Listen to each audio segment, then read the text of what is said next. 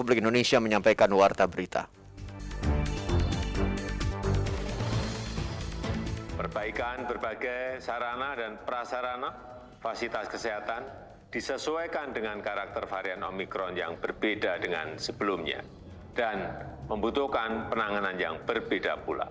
Kunci dari keberhasilan untuk mengendalikan ini berawal dari strategi hulu, yaitu gimana menerapkan 3M dengan baik. Sari berita, pemerintah sudah menyiapkan strategi berbeda dalam menghadapi lonjakan kasus Omikron. Lebih dari 1.200 orang di Jawa Timur menderita demam berdarah tinggi. Inilah warta berita selengkapnya Jumat 28 Januari 2022. Saya Toma Hakim Sastro Taruno. Dan saya Luna Elia.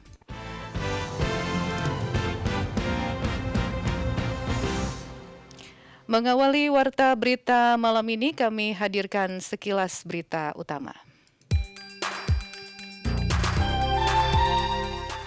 Mulai 24 Januari lalu, pendengar, Kementerian Agama Republik Indonesia melakukan penyesuaian sistem kerja bagi pegawainya sebagai upaya mencegah dan mengendalikan penyebaran COVID-19, khususnya varian Omikron. Sekretaris Jenderal Asosiasi Rumah Sakit Swasta Indonesia Ihsan Hanafi menyatakan rumah sakit telah mempersiapkan antisipasi agar tenaga medis dan juga staf rumah sakit tidak terpapar COVID-19. Sementara itu, Ketua Serikat Pedagang Pasar Indonesia Nurdin Taba mengungkapkan bahwa masih ada pasar tradisional yang belum mendapatkan stok minyak goreng dengan harga Rp14.000 per liternya.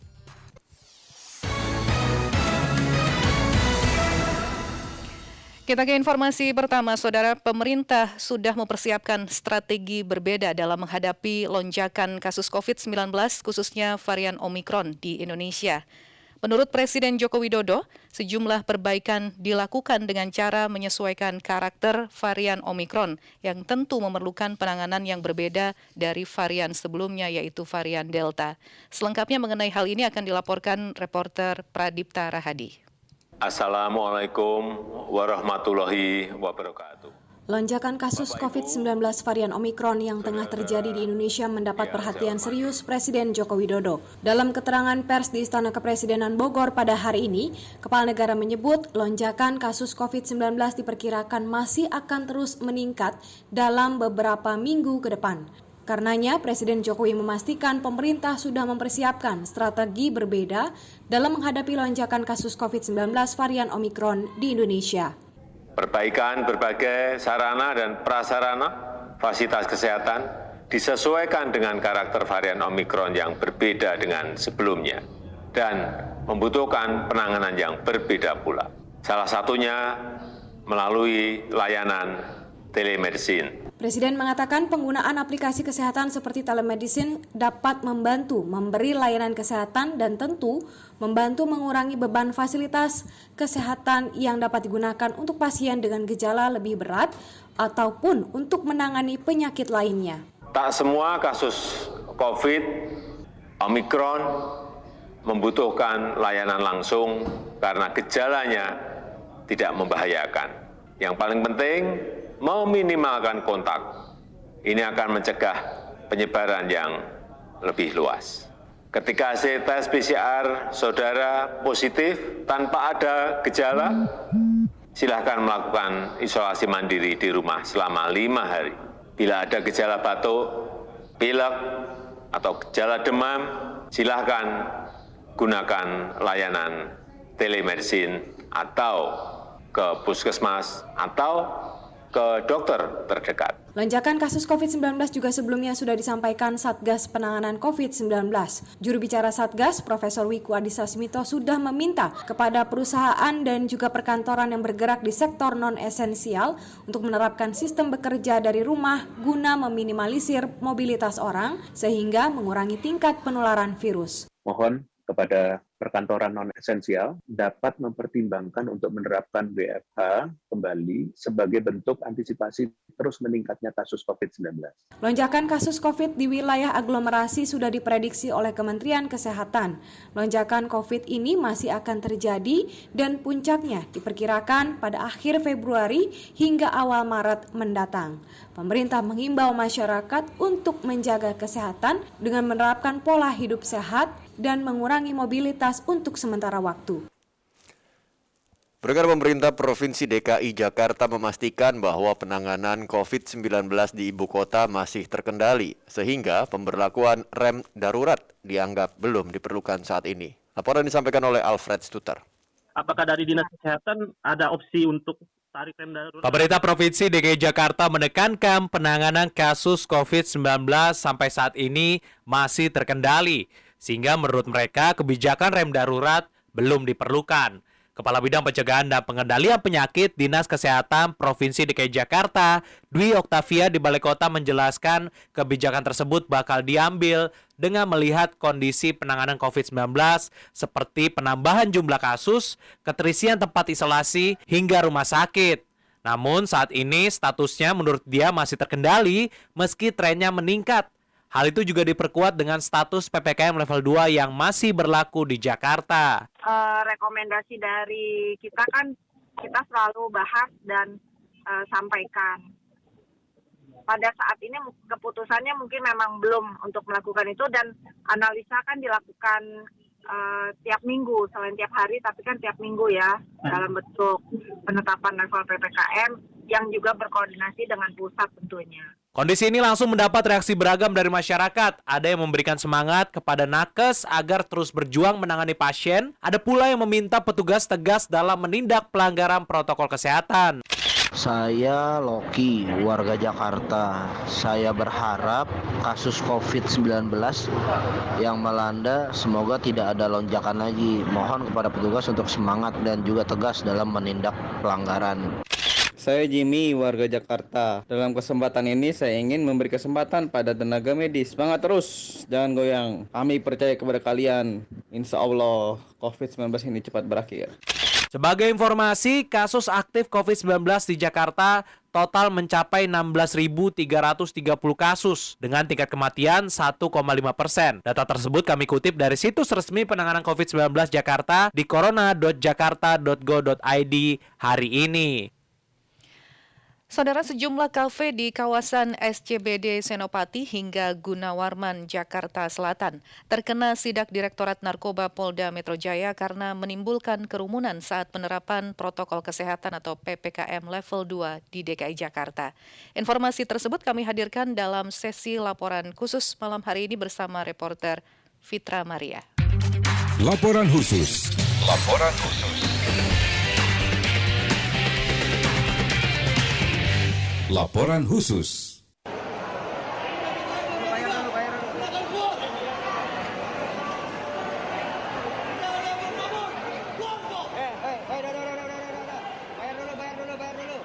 Pendengar, saat ini Provinsi DKI Jakarta memasuki level kedua PPKM.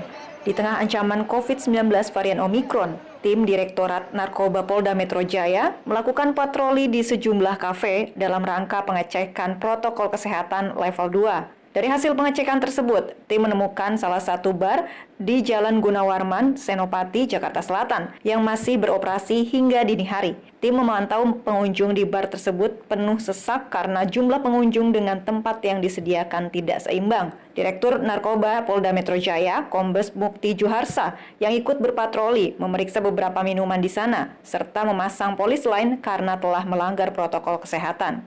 Jangan ego sendiri untuk dengan sendiri, yang sakit orang lain. Kombes Mukti kemudian mengingatkan kepada pihak pengelola untuk mematuhi peraturan pemerintah terkait jam operasional kafe di masa PPKM level 2. Mengingat kasus COVID-19 di Jakarta sudah semakin tinggi, bahkan tembus 3.000 kasus per hari. Untuk itu sebagai sanksi, polisi menyegel dark down bar. Di sisi lain, juru bicara Satgas COVID-19 Profesor Wiku Adhisa Smito menyebut penyebaran varian Omikron lebih tinggi dibandingkan varian Delta. Tak hanya itu, pasien yang sudah sembuh atau penyintas masih berpeluang untuk terinfeksi kembali. naiknya kasus yang saat ini konsisten terjadi, terlebih di tengah keberadaan varian Omikron yang mudah menular, hanya dapat berhasil dikendalikan melalui upaya bersama dari seluruh lapisan masyarakat. Nyatanya, dengan kembali naiknya kasus secara perlahan ini, seyogyanya dapat menjadi motivasi kita untuk kembali disiplin protokol kesehatan. Tentunya kita tidak ingin tertular dan menularkan COVID-19 kepada orang-orang terdekat kita. Koordinator PPKM Jawa Bali, Luhut Binsar Panjaitan mengatakan pemerintah terus menganalisis perkembangan COVID-19 yang nantinya akan berdampak pada penetapan level PPKM 31 Januari mendatang. Kita memang per minggu basisnya untuk melakukan evaluasi, tapi kalau trennya seperti sekarang, saya pikir tidak akan banyak perubahan. Ya, kalau trennya seperti sekarang, tapi sekali lagi banyak unknown yang kita tidak tahu dengan penyakit ini. Sebelumnya, Menteri Kesehatan Budi Gunadi Sadikin menyebut dari 1.600 kasus Omikron yang terdeteksi di tanah air, 20 pasien membutuhkan oksigen. Ancaman Omikron kian nyata di depan mata karena kasusnya yang melejit setiap hari. Data hari ini, 28 Januari 2022, kasus COVID-19 kembali naik 1.000 kasus lebih, sehingga total kasus dalam sehari secara nasional berjumlah 9.900 kasus. Terima kasih Anda masih mendengarkan Warta Berita Produksi Radio Republik Indonesia. Pendengar, kabar buruk dari Jawa Timur hadir mengenai Dinas Kesehatan Jawa Timur yang mencatat bahwa hingga 27 Januari 2022 kemarin, setidaknya 1.200 orang terpapar demam berdarah dengue. Dari RRI Surabaya, Andi Hasanah melaporkan. Dinas Kesehatan Jawa Timur, Dinkes Jatim mencatat hingga 27 Januari 2022, sebanyak 1.220 orang menderita demam berdarah dengue (DBD), kemudian 21 orang diantaranya meninggal dunia. Kepala Dinas Kesehatan Jatim Dr. Erwin Astatriono mengungkapkan, jumlah pasien infeksi dengue yang paling banyak 5 besar yaitu di Bojonegoro, Nganjuk, Malang, Ponorogo, dan Tuban. Sedangkan angka kematian tertinggi ada di Pamekasan, Bojonegoro, dan Nganjuk. Kadinkes menyebutkan ada beberapa hal yang diperkirakan menjadi penyebab tingginya angka penderita DBD.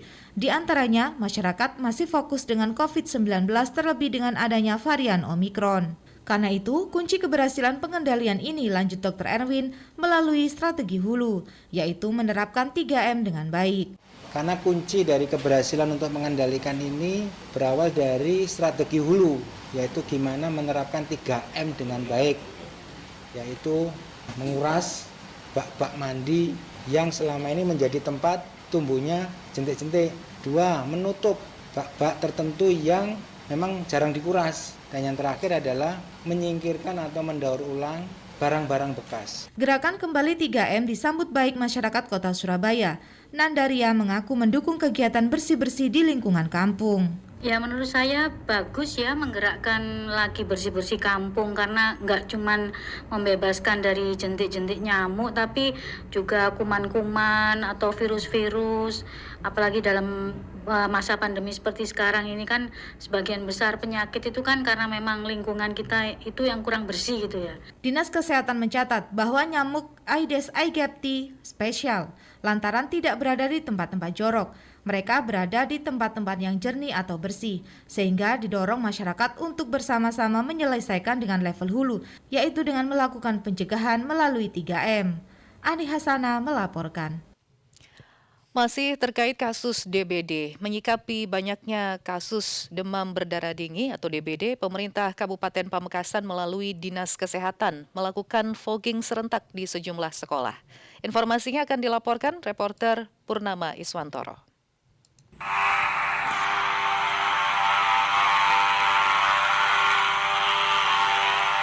Dinas Kesehatan Kabupaten Pamekasan melakukan fogging atau pengasapan di 21 sekolah secara serentak pada Jumat pagi. Kepala Bidang Pencegahan dan Pengendalian Penyakit P2P Dinkes Pamekasan Hidayat mengatakan, fogging di sekolah-sekolah itu atas perintah Bupati menyikapi banyaknya kasus demam berdarah dengue. Maka kita menghimbau selain untuk menguras, menutup, dan menyingkirkan atau membuang bahan-bahan yang bisa menjadi sarang nyamuk atau dipendam atau dikubur gitu Pak. Jadi itu saran saya. Dan yang kedua, untuk sekolah-sekolah itu diharapkan ya selain itu ya harus PHBS juga, perilaku hidup bersih. Kepala Sekolah SDI Al-Munawaroh Dede Rosida menyambut baik adanya kegiatan pengasapan itu demi mencegah penyakit DBD. Jadi alhamdulillah dengan adanya program memang dari dinas dengan fogging ini ya kita sudah tidak usah mengajukan permintaan fogging secara mandiri. Berdasarkan data Dinkes Pamekasan sampai saat ini tercatat ada 47 kasus DBD,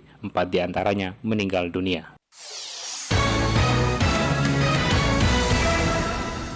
Kita beralih ke informasi lainnya. Rombongan anggota Majelis Permusyawaratan Rakyat hari ini meninjau pembangunan di ibu kota negara yang baru, tepatnya di Penajam Pasir Utara. Menurut Ketua MPR Bambang Susatyo, anggota Dewan ingin memastikan pembangunan berlangsung lancar. Informasinya disampaikan oleh Ahmad Junaidi.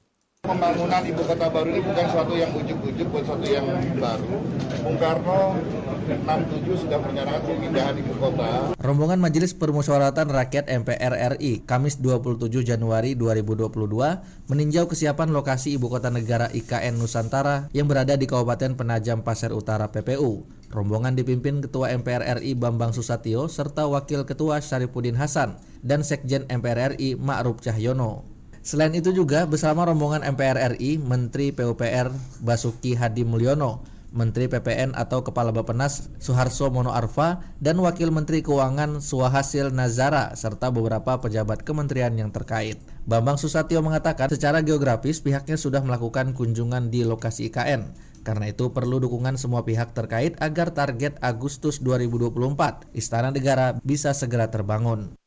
Tadi kami sudah melihat langsung, melihat titik nol, ya, dan kemudian juga melihat lokasi bakal istana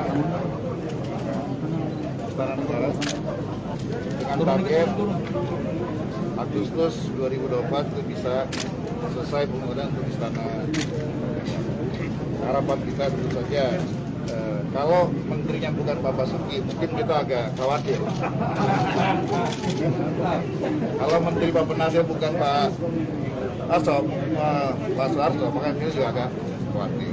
Tapi karena beliau ini punya pengalaman dan jam terbang ini sudah dibuktikan bagaimana beliau membangun Trans Sumatera, Papua, maka saya yakin dan percaya pada saatnya sesuai dengan rencana sudah bisa diwujudkan.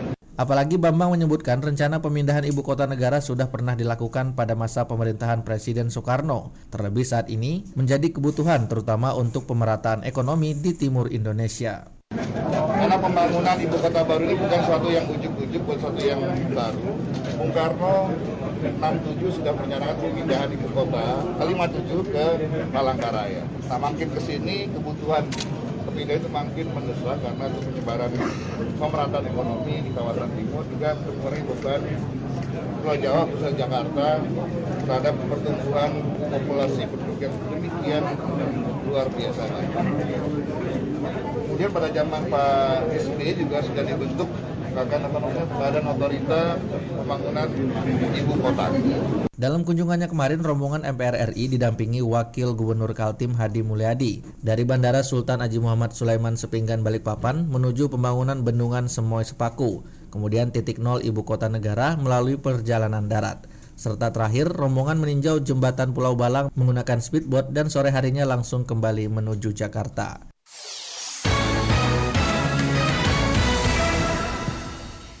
Kita beralih ke informasi dari luar negeri. Arab Saudi dan China sepakat memperluas kerjasama mereka khususnya di bidang pertahanan dan hubungan militer bilateral. Hari ini Menteri Pertahanan Nasional China Wei Fenghe dan Wakil Menteri Pertahanan Arab Saudi Khalid bin Salman menyepakati koordinasi dan kerjasama lebih besar dalam menentang intimidasi di kawasan sambil mengadvokasi cara melindungi kepentingan negara-negara berkembang.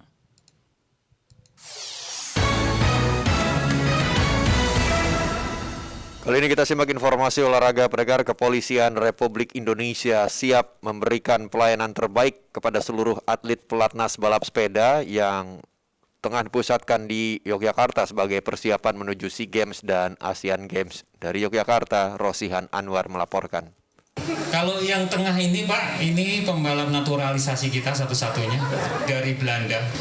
Ya, coba topinya dibuka, Bernard. Namanya Bernard van Aert. Wakapolda Daerah Istimewa Yogyakarta Brigjen Polisi R. Slamet Santoso mengunjungi tim pelatnas balap sepeda yang dipersiapkan untuk 2 event sekaligus, yaitu SEA Games ke-31 yang tahun ini akan digelar di Hanoi, Vietnam, serta Asian Games ke-19 di Guangzhou, Tiongkok. Tak hanya sekedar berkunjung, Wakapolda beserta pejabat utama Polda Daerah Istimewa Yogyakarta juga memberikan motivasi plus bingkisan kepada 28 atlet balap sepeda yang menghuni pelatnas. Brigjen Slamet Santoso mengungkapkan kunjungan yang dilakukannya itu demi mendukung para atlet yang akan membela Panji Merah Putih di multi-event internasional. Kita juga harus memberikan motivasi kepada mereka, di mana sebagaimana kita tahu bersama bahwa pelatnas ISI ini ada di Yogyakarta.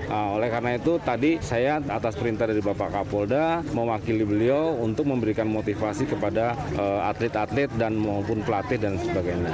Menariknya, ketika berdialog dengan para atlet, Wakapolda Brigjen Slamet Santoso menyatakan siap untuk memberi pengawalan bagi para atlet ketika berlatih agar keselamatan mereka dapat menjadi prioritas utama. Tentunya akan kita berikan pengawalan tersendiri, toh tidak sering karena supaya pada saat kondisi sebenarnya di medan perlombaan itu bisa sama dengan di latihan. Nanti kalau jangan sampai nanti latihannya nggak pernah seperti itu, di pelaksanaannya beda. Sementara itu, Budi Saputra, manajer Timnas Balap Sepeda Indonesia, menyatakan untuk event terdekat yaitu SEA Games ke-31 yang akan digelar di Hanoi, Vietnam pada bulan Mei mendatang, persiapan para atlet telah mencapai 90% lebih. Pengurus Besar Ikatan Sport Sepeda Indonesia menargetkan dapat membidik 3 medali emas pada SEA Games tahun ini.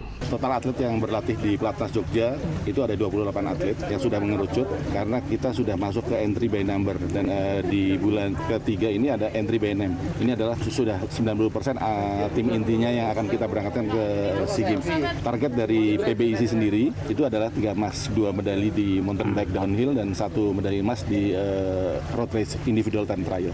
Sinergi erat antara Polri dan pengurus besar Ikatan Sport Sepeda Indonesia tak terlepas dari terpilihnya Kapolri Jenderal Polisi Listio Sigit Prabowo sebagai ketua untuk induk olahraga bersepeda di tanah air tersebut pada bulan Desember tahun lalu.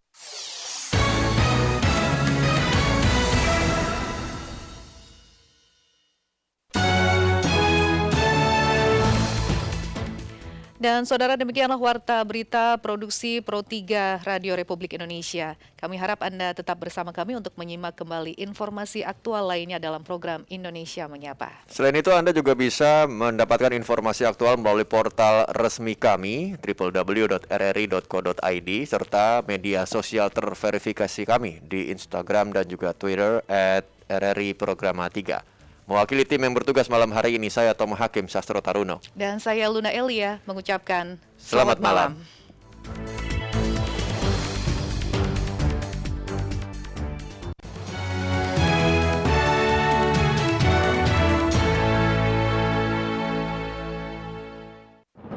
Presiden Joko Widodo mengatakan Indonesia dapat menekan kasus COVID-19 karena sifat gotong royong sebagai wujud dari butir Pancasila. Kenapa kita bisa menurunkan drastis dari 56.000 ke angka 100?